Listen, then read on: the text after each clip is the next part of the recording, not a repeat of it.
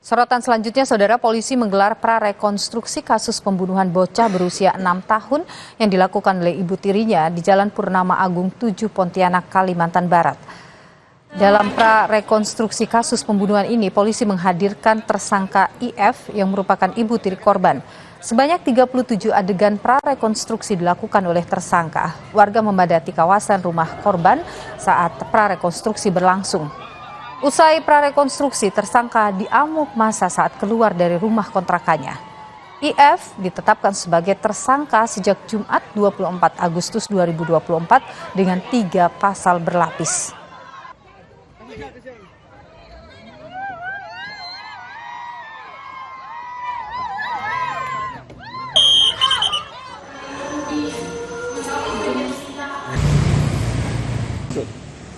Polisi telah menyelesaikan proses otopsi jenazah AN, jenazah bocah 6 tahun yang diduga dibunuh ibu tirinya di Pontianak, Kalimantan Barat. Ibu dan ayah kandung korban mendatangi rumah sakit untuk membawa pulang jenazah sang anak yang akan dimakamkan di kampung halaman sang ayah di Palembang, Sumatera Selatan. Sang ibu berharap agar anaknya memperoleh keadilan dan pelaku mendapatkan hukuman yang seberat-beratnya. Sebagai seorang ibu yang melihat kondisi anaknya seperti itu, hati siapa yang nggak sakit ya Mbak ya? Pastinya saya sangat sedih melihat kondisi anak saya yang seperti itu. Saya nggak bisa meluk anak saya lagi dan ya anak saya berakhir seperti ini, tapi saya memang harus ikhlas ya. Saya cuma bisa mendoakan semoga Nizam lebih bahagia. Harapan saya sebagai orang tua Nizam, saya ingin anak saya mendapatkan keadilan yang seadil-adilnya.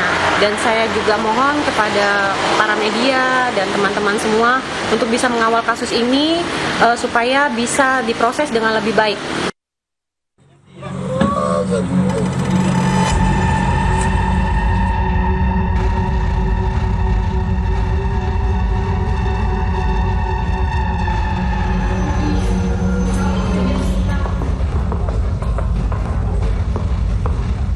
Polisi menetapkan IF, ibu tiri AN, anak berumur 6 tahun yang ditemukan tak bernyawa dalam karung, sebagai tersangka kasus pembunuhan. AN ditemukan tak bernyawa oleh sang ayah di samping rumahnya di Jalan Purnama Agung 7, Pontianak, Kalimantan Barat. Kepada polisi, tersangka mengakui perbuatannya. Ia menyatakan nekat menghabisi nyawa sang anak karena dirinya tak mau mengurus korban yang bukan anak kandungnya. Ibu tirinya merupakan pelaku utama daripada KDRT yang mengakibatkan Ananda Nizam meninggal dunia.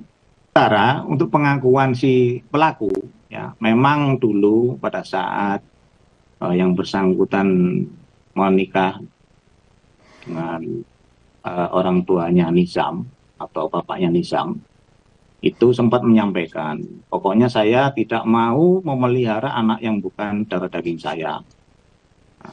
Penyampaian dari si pelaku ini demikian, kemudian dijawab sama suaminya, ya nanti akan dicarikan asisten rumah tangga. Namun sampai dengan kejadian ini, asisten rumah tangga tidak ada. Sebelumnya ibu tiri korban menyebut sang anak hilang akibat diculik. Namun setelah ayah korban memeriksa kamera CCTV di sekitar rumahnya, tidak terlihat ada orang asing yang datang dan menculik korban. Mencium adanya bau tak sedap dari samping rumah korban, warga melapor kepada RT setempat. Ketua RT pun melaporkan kejadian tersebut ke polisi. Hingga akhirnya polisi melakukan pencarian dan menemukan korban sudah tak bernyawa dalam kondisi terbungkus karung. Dia ngaku nih si pelakunya, ngaku katanya dia dimasukkan di situ, diperiksa, alatnya sudah bahu juga, jadi udah gitu masuk kan di situ, teman itu ada mayatnya. Jam berapa tuh Pak? Habis maghrib ketemukannya. Polisi telah melakukan otopsi dan olah tempat perkara untuk melengkapi penyidikan kasus pembunuhan ini. Jenazah korban akan dimakamkan di kampung halaman sang ayah di Palembang, Sumatera Selatan. Tim Liputan Kompas TV.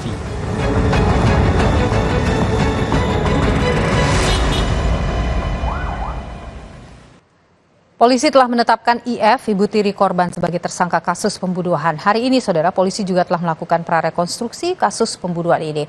Untuk mengetahui perkembangan terbaru atas kasus pembunuhan ini, saudara, sudah bergabung bersama kami ada Wadir Krimum Polda Kalimantan Barat, AKBP Hari Yuda Siregar. Selamat petang, Pak Hari.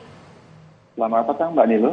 Ya, Pak Hari, sudah dilakukan rekonstruksi. Apa hal terbaru yang bisa Anda sampaikan ke kami? Baik Mbak, untuk mungkin yang ada sebagai informasi bahwa tadi kita telah melakukan prarekonstruksi. Ini kita untuk memperjelas peranan dari perbuatan si pelaku pada saat kejadian meninggalnya korban atas nama Nizam. Nah, dari tadi kita melakukan adegan demi adegan mulai dari hari Senin hingga hari Rabu, yang di mana laporan awal kepada Polda Kalbar ini adalah laporan penculikan anak. Namun besoknya itu si ayah pelaku, ayah korban itu melaporkan menemukan jenazah ataupun mayat di belakang rumahnya, yang ternyata itu adalah korban atas nama Nizam. Sehingga kita melakukan olah TKP, menginterogasi baik ayah korban dan ibu tiri daripada si korban. Sehingga dari hasil pemeriksaan tersebut, si ibu tiri mengakui bahwa dialah pelaku yang melakukan pembunuhan tersebut. Baik, Pak Hari. Pak Hari, dengan dia sudah mengakui, kan sempat ada keterangan sebelumnya bahwa merasa terbebani. Apakah setelah pemeriksaan lanjutan begitu, hanya itu saja yang menyebabkan dia sampai membunuh atau ada hal lain begitu? Kalau dari hasil pemeriksaan memang si pelaku menyampaikan dia ada perasaan yang disampaikan bahwa emosi terhadap korban karena ayah daripada korban ini kurang perhatian terhadap anak keduanya. Dalam hal ini karena ini pernikahan antara ayah korban dengan ibu tiri, ini kan istri kedua. Dia sejak dari mengandung sampai anaknya ini lahir kurang diperhatikan dari ayah korban. Ini pertama kali dia melakukan penganiayaan sampai kematian atau sebelumnya pernah memukul misalnya? Sebelumnya sudah, dari hasil rekonstruksi tadi akhirnya ada kejanggalan dan ternyata memang diakui tadi dilakukan lebih sebelumnya sudah ada melakukan perbuatan penganiayaan terhadap korban. Baik, terima kasih Pak Wadir Krimum Polda Kalimantan Barat, AKBP Hari Yuda Siregar, sudah berbagi pandangan di Kompas Petang. Terima kasih Pak Hari.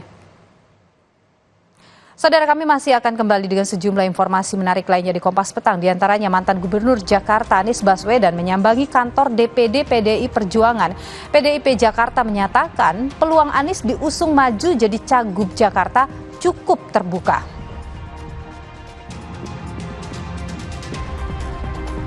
Presiden Jokowi berjanji tidak akan mengeluarkan peraturan pemerintah pengganti undang-undang atau